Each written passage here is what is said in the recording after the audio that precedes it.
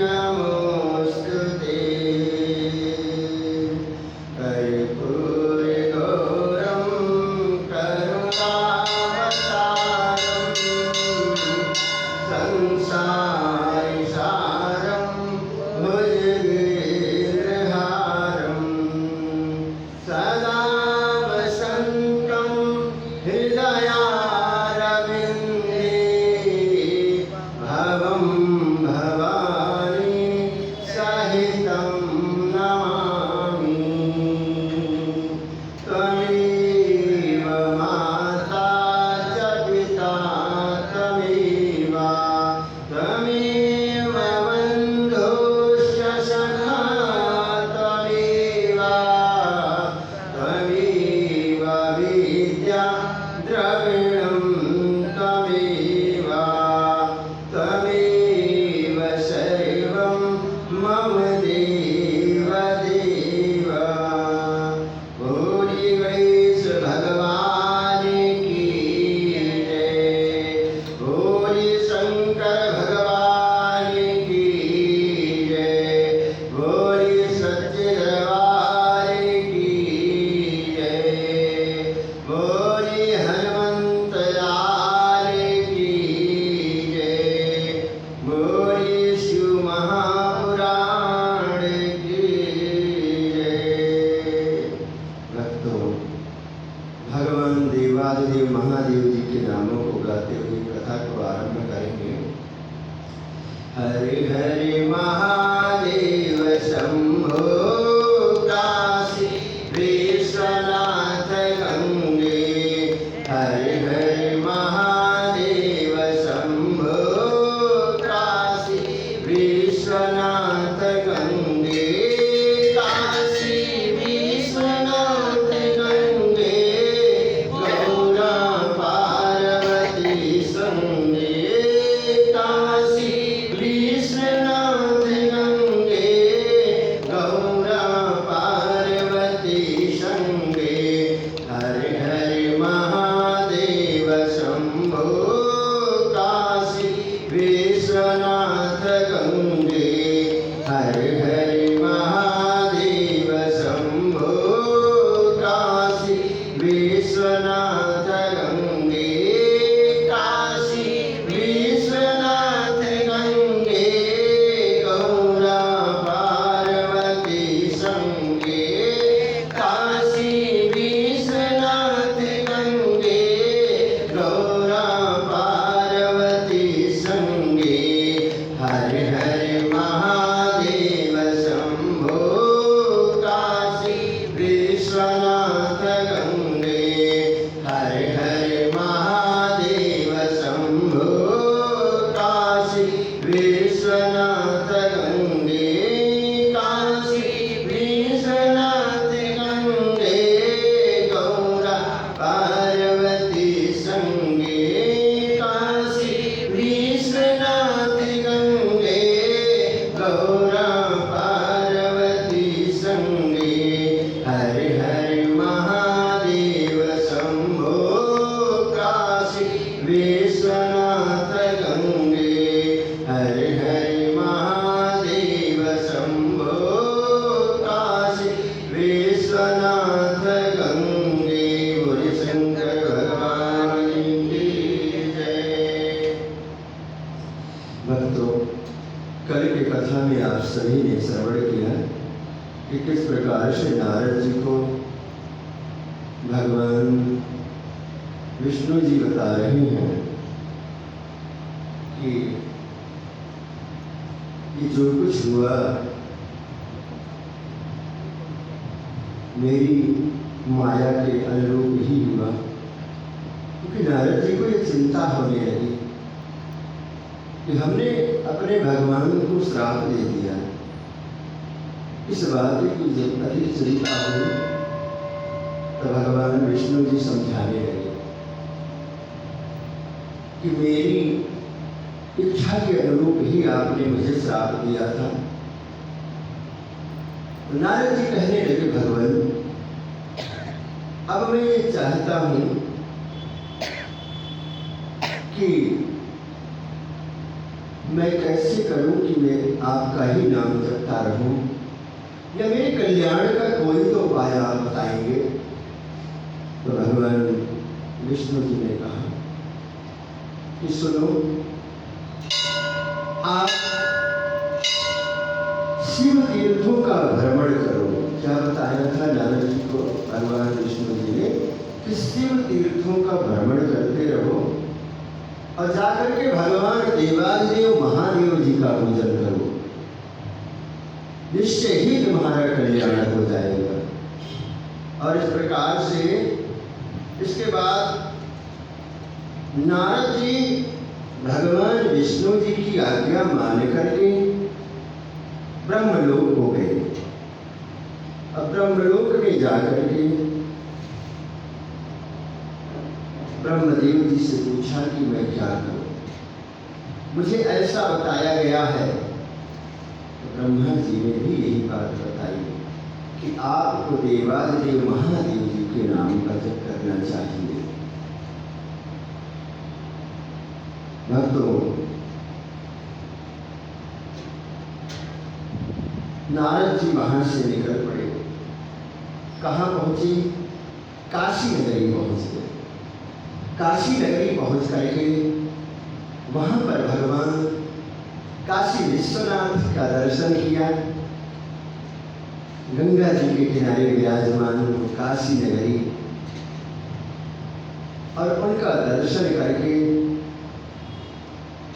भगवान देवादिदेव महादेव के बारे में पता लगाने के लिए कैसे शिव तत्व होता क्या है, ब्रह्मा जी से पूछने लगे अपने पिताजी से कि बताओ कि मुझे भगवान शिव जी के विवाह की कथा बताओ, मुझे कार्तिकेय भगवान के जन्म की कथा बताओ। और इस प्रकार से मैं ये कथा सुनना चाहता हूँ। ये सारा वृत्तांत सुन करके मैं धन्य होना चाहता हूँ।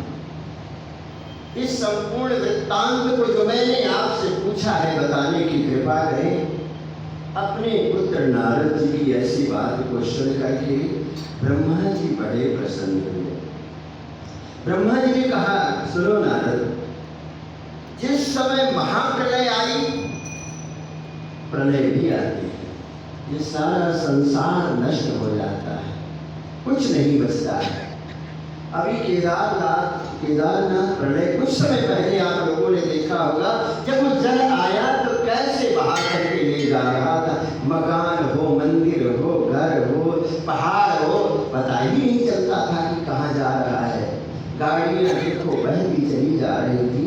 इस प्रकार से कहते हैं कि जिस समय प्रलय आया चारों ओर अंधकार ही अंधकार हो गया। ना कहीं कुछ तारे दिखाई देते, ना चंद्रमा दिखाई देता, कुछ भी नहीं दिखाई दे रहा था। और इस प्रकार से कहते हैं कि उस बार ब्रह्म के मन में वो परमात्मा मेरा परमेश्वर, उसके मन में एक से अनेक होने का विचार आया कि मैं तो अकेला हूँ। वो अकेला नहीं, अकेले में भी सब कुछ है, लेकिन परमात्मा के मन में आया कि सृष्टि का निर्माण होना चाहिए। और उस परमात्मा ने क्या किया कि अपनी लीला से एक मूर्ति की रचना की, और वह मूर्ति संपूर्ण ऐश्वर्य संपन्न थी। इसी प्राचीन मूर्ति को ईश्वर कहा गया है। उसने अपने शरीर से स्वच्छ शरीर वाली शक्ति की रचना की, और इस प्रकार से वही परम शक्ति प्रकृति गुणमयी देवी कहलाई है। उसी शक्ति को हम सभी मिल करके अंबिका भवानी लोगों की जननी भी कहते हैं। और उसके मुख के सामने चंद्रमा की कांति भी क्षीण हो जाती थी। सदाशिव को ही सब मनुष्य परम पुरुष मानते हैं, और उनके 5 मुख हैं मेरे भगवान देवादिदेव के।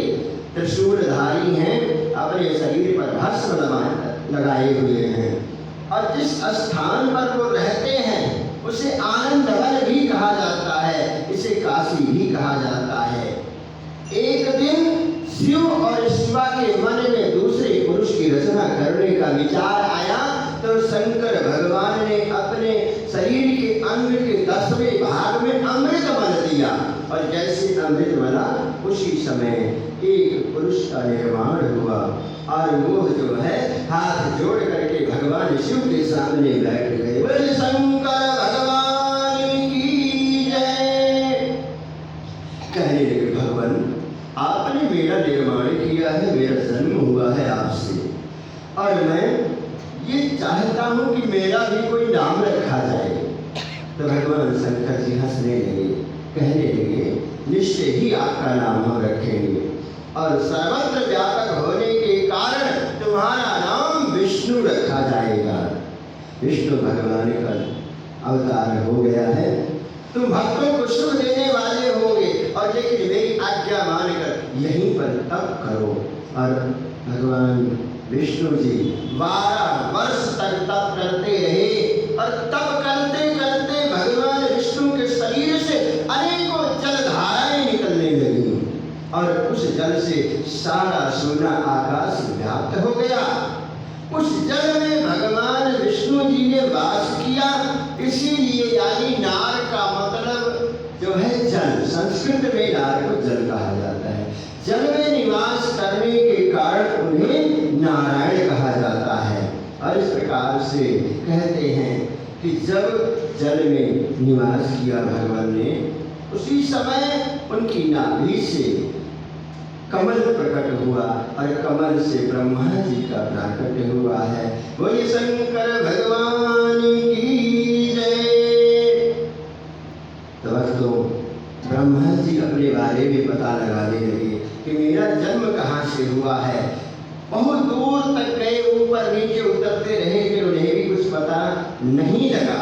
अंत में जो है उनको आकाशवाणी हुई कि आप जो है तप करो, ता और पा, यानी तप करोगे तो ही पता लगेगा। और जब तप किया तो उन्हें पता लगा कि हमें जन्म देने वाले तो वो साक्षात भगवान भोलेनाथ देवादिदेव हैं। और इस प्रकार से दोनों मिलकर के विष्णु जी और ब्रह्मा जी शंकर भगवान की स्तुति करने लगे, उनके नाम को गाने लगे, भगवान देवादिदेव महादेव को प्रसन्न करने लगे। बोले शंकर भगवान की जय। ओम नमः शिवाय, ओम नमः शिवाय, ओम नमः शिवाय, ओम नमः शिवाय। हरे हरे भोले नमः शिवाय, ओम नमः शिवाय, ओम नमः शिवाय। हरे हरे भोले नमः शिवाय, ओम नमः शिवाय, ओम नमः शिवाय। हरे हरे भोले नमः शिवाय, ओम नमः शिवाय, ओम नमः शिवाय। हरे हरे भोले नमः शिवाय, ओम नमः शिवाय, ओम नमः शिवाय।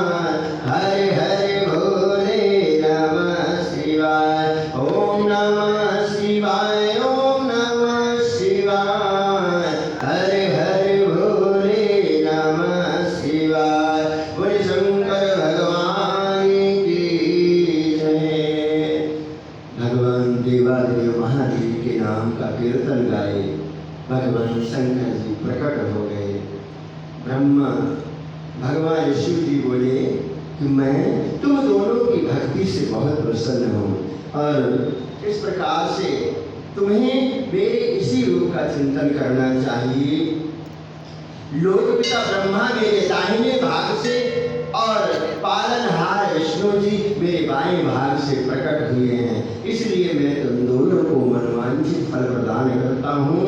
मेरी आज्ञा पालन करते हुए ब्रह्मा जी आप जगत की रचना करेंगे, सृष्टि की रचना करने का कार्य करेंगे, और विष्णु भगवान आप जगत का पालन करने का काम कार्य करेंगे।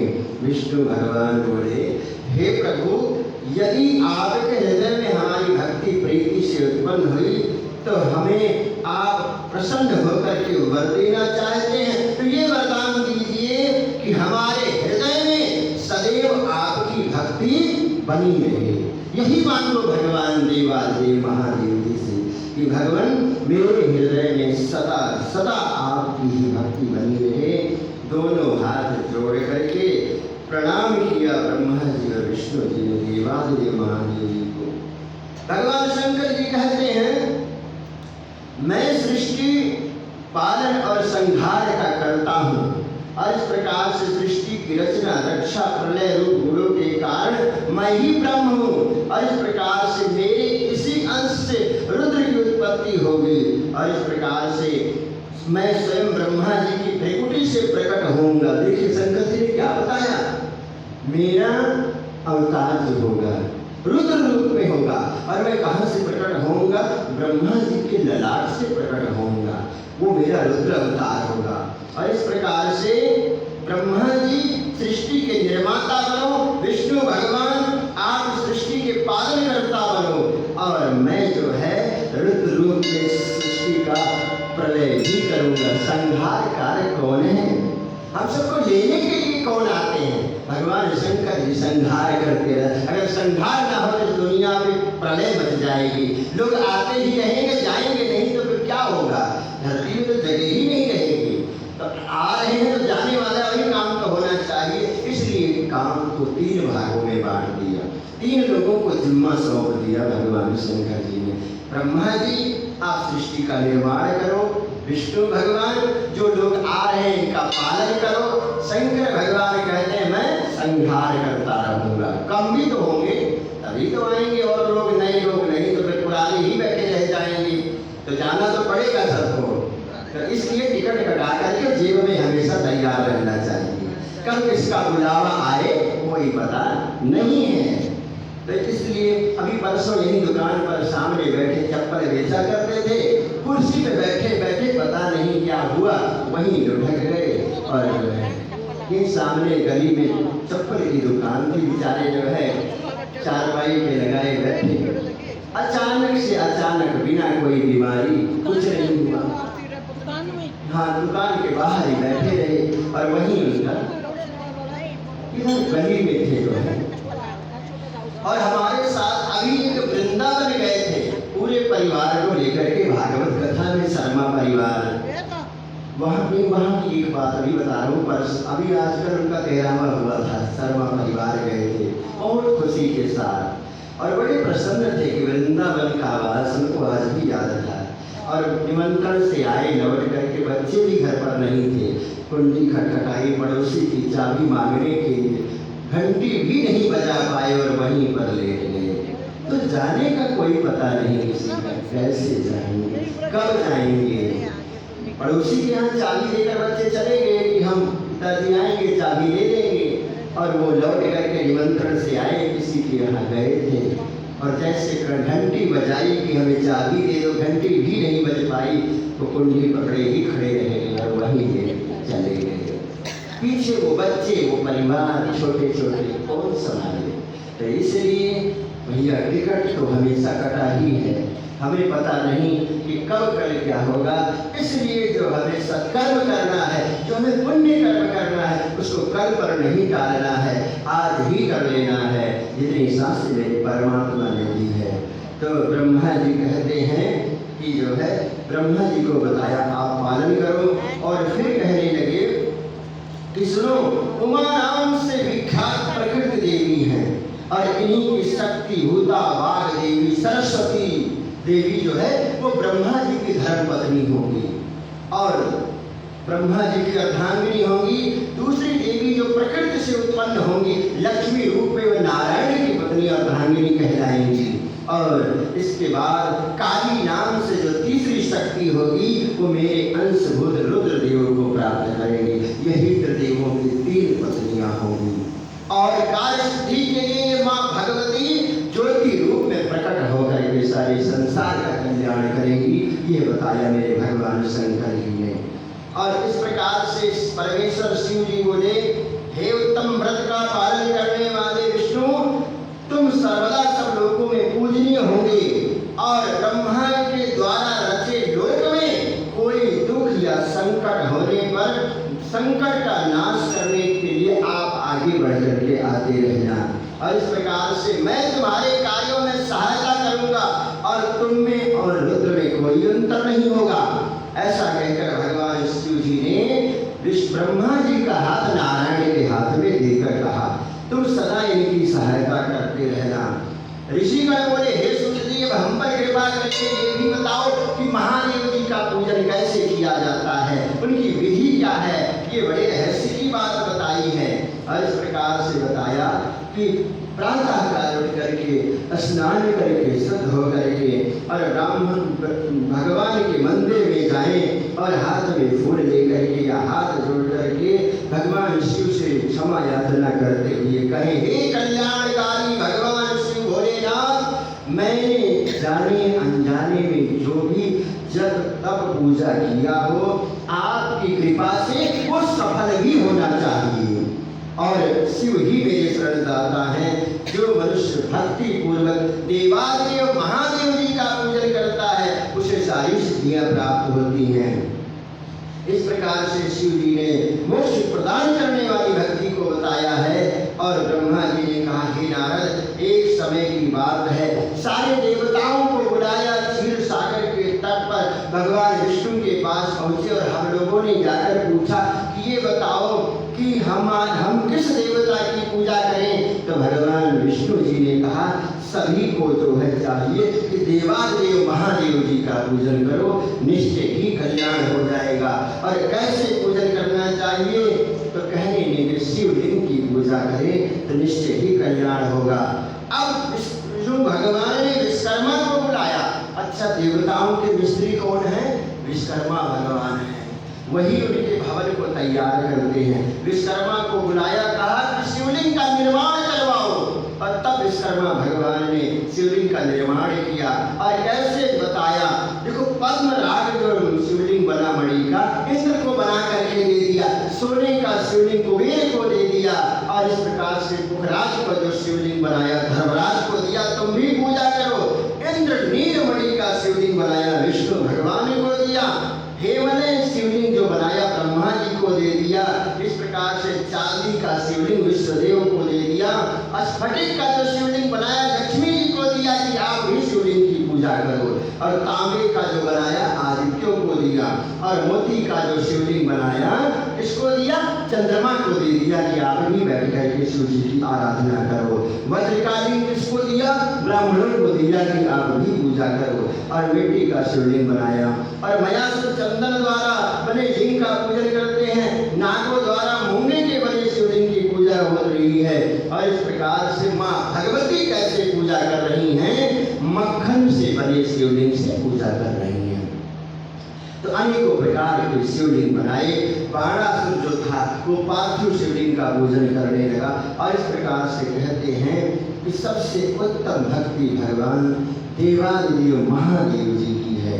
और ब्रह्मा जी कहते, हे नारद, उपासक को चाहिए कि ब्रह्म मुहूर्त में उठे और दोनों हाथ जोड़ करके देवादेव महादेव माँ भगवती से प्रार्थना करेगी, हे माँ भगवती जगत जननी, आपकी कृपा से प्रातः काल हम उठ गए हैं, आपने ही तो जगाया है और अब ये दिन आपके नाम में ही बीते।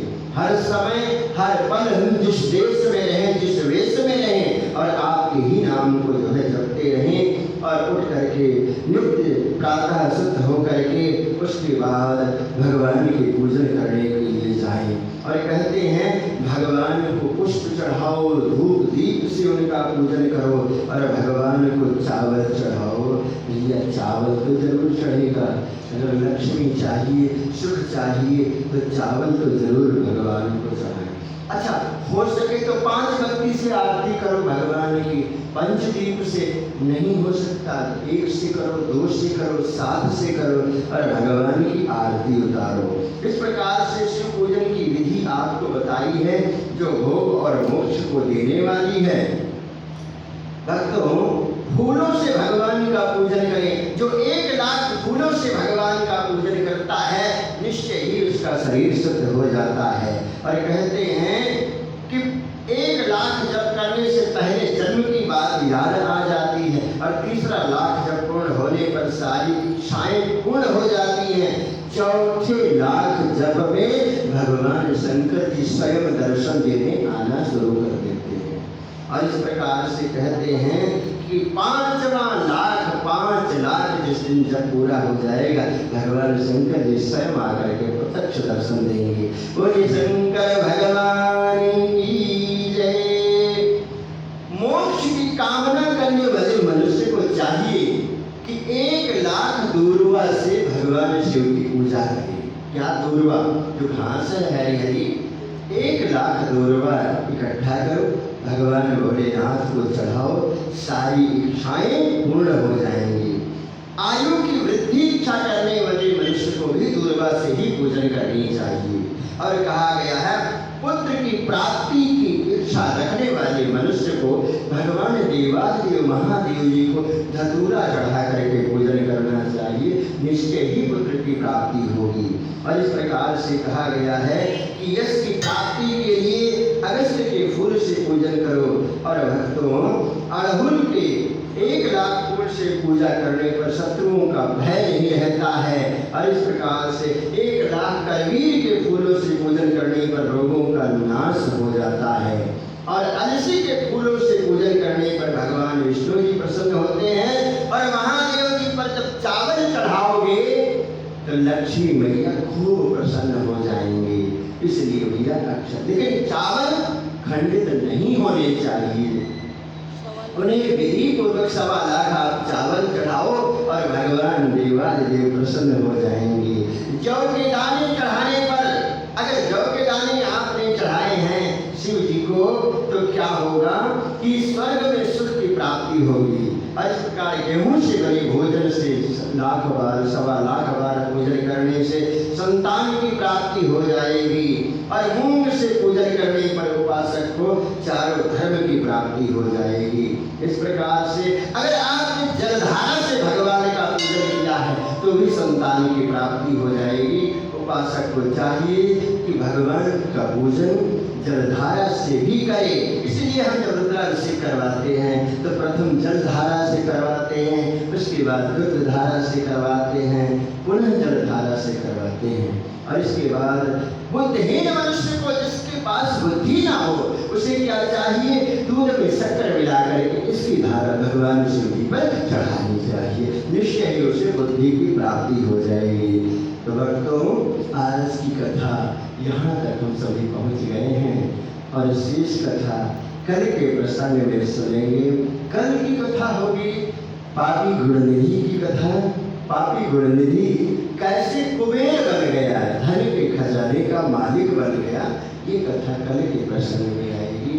और सृष्टि रचना, सृष्टि का विस्तार आप सुनते रहेंगे। इस प्रकार से भगवान के नाम जप के साथ हम कथा को विराम करें। उससे पहले एक बात और बताना चाहेंगे।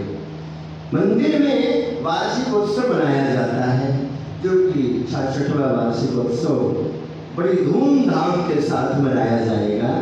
1 अगस्त दिन बृहस्पतिवार को सायं 3:15 बजे यहाँ पर पूजन होगा। 4:15 बजे यात्रा प्रारंभ होगी, जो शहर के मुख्य मार्गों से होते हुए जाएगी ध्वजा यात्रा। और सभी को आप बताना कि माँ भगवती का ये विशाल शोभा यात्रा 1 अगस्त को प्रारंभ होगी और 3 अगस्त दिन शनिवार को विशाल जागरण का आयोजन किया गया है। आप सभी माताओं बहनों को पहुंचना है और सभी को बताना है कि माँ भगवती की यात्रा है और माँ भगवती की यात्रा में जरूर सभी को शामिल होना है। तो उससे पहले अब भगवान शिव जी को नाम को गाते हुए कथा को विराम की ओर चलेंगे। बोलिए शंकर भगवान की जय। हरे हरे भजन। बोलिए शंकर भगवान की जय। हम तो सीधे विराम की तरफ आ गए थे, आप लोगों ने ध्यान करवाया कि भजन भी सुनाना है। बोलिए महादेव भगवान की जय। जन्म जन्म का साथ है तुम्हारा हमारा, तुम्हारा हमारा। जन्म जन्म का साथ है तुम्हारा हमारा, हमारा तुम्हारा। करेंगे सेवा हर जीवन में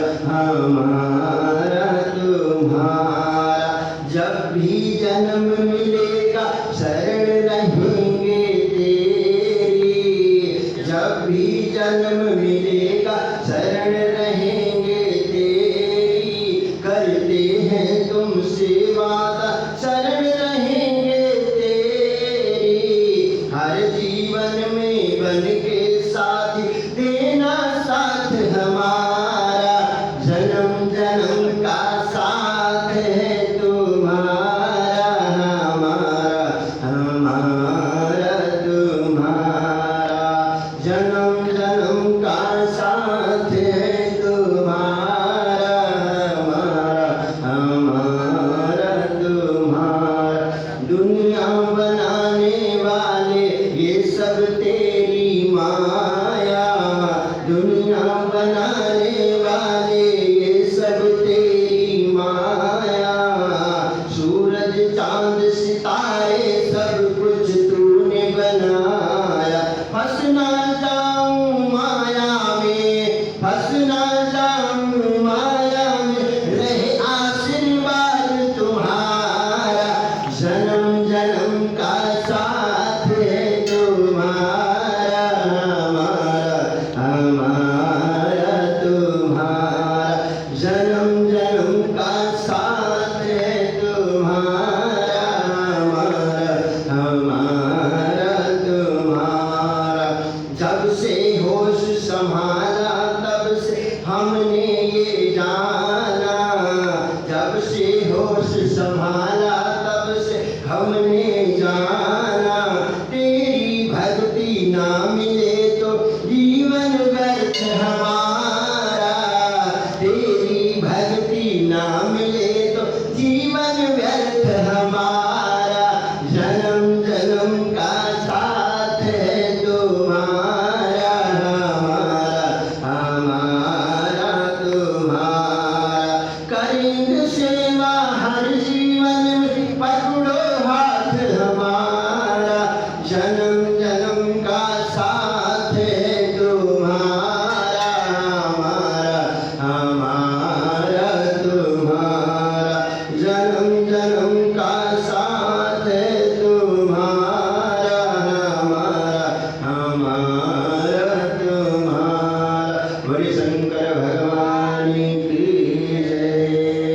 हर हर महादेव शंभो काशी विश्वनाथ गंगे, हर हर महादेव शंभो काशी विश्वनाथ गंगे, काशी विश्वनाथ गंगे, गौरा पार्वती संगे, काशी विश्वनाथ गंगे, गौरा पार्वती संगे, हर हर महादेव शंभो काशी विश्वनाथ गंगे, हर हर महादेव शंभो काशी विश्वनाथ गंगे, काशी विश्वनाथ गंगे, गौरा पार्वती संगे, काशी विश्वनाथ गंगे, गौरा पार्वती संगे, हर हर महादेव शंभो काशी विश्वनाथ गंगे, हर हर महादेव शंभो काशी विश्वनाथ गंगे।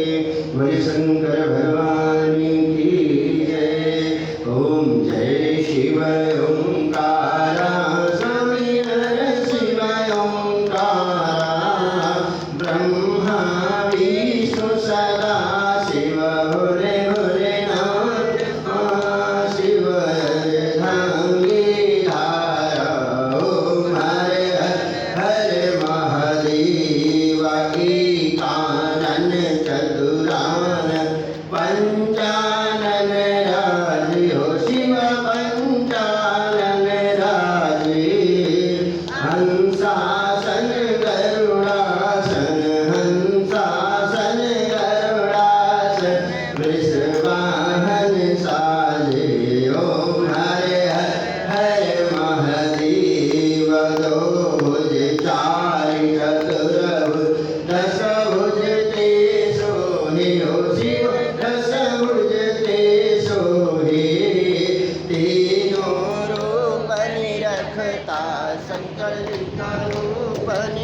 रखता त्रिभुवन जन मोहि।